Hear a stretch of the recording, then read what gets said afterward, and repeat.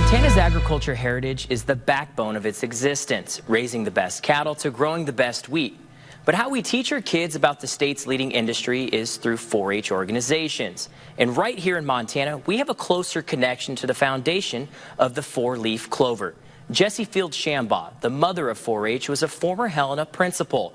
Numerous historical societies and agriculture organizations had no idea who she even was. With the help of a new friend willing to help, we set out to find Jessie Field's impact on the Treasure State.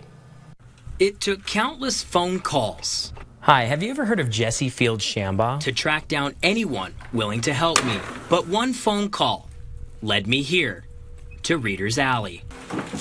Hello, nice to meet you. Hi, Ryan. It's nice to meet you, too. Yes. This is Ellen Baumler, a Helena historian. It's really sad, you know. 4-H is really big here in Helena.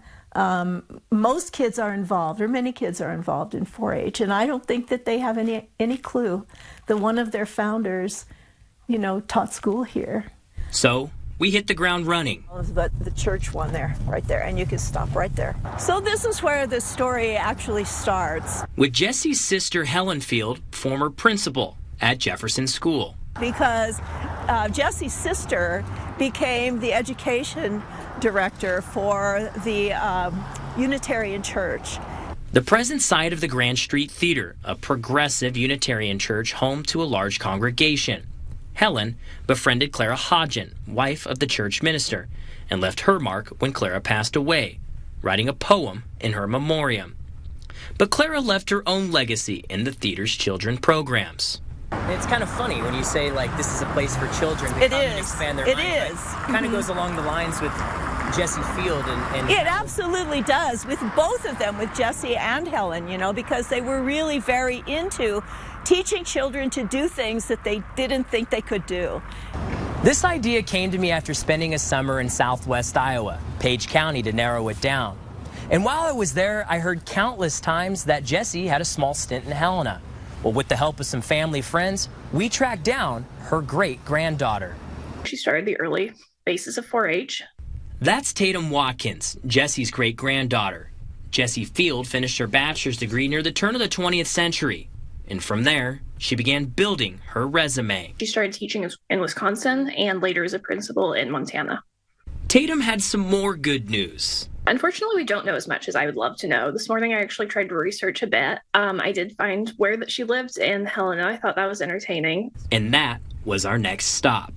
212 7th Street, about 2 blocks from downtown. So this is actually the home where Jessie had a room.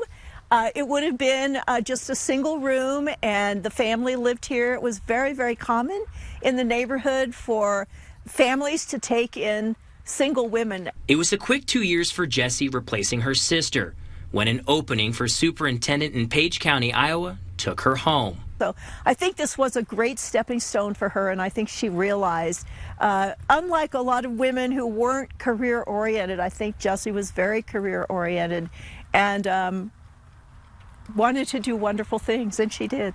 After Jessie left Helena, she immersed herself into the 4-H idea, designing the original 3-H logo for the club and later adding a 4th H on a 4-leaf clover design that we know today. For those that didn't know yesterday, it's incredible to be related to someone that, even though I never met her, I feel like I know her in some ways. Because every time I do research about her, I feel like I learn something that connects me to her. Might take a little more pride in that green clover we keep near to our kids' heart. You know, who knows, maybe I'll even write about her someday. Jessie Field Shambaugh was only in Helena for a couple of years. Now, we estimate that she arrived in 1903 and went back home to Iowa in around 1906. Now, I hope that this story helps Tatum and her family continue to keep Jessie's story alive. To view a more in-depth look at this story, visit this link on our website.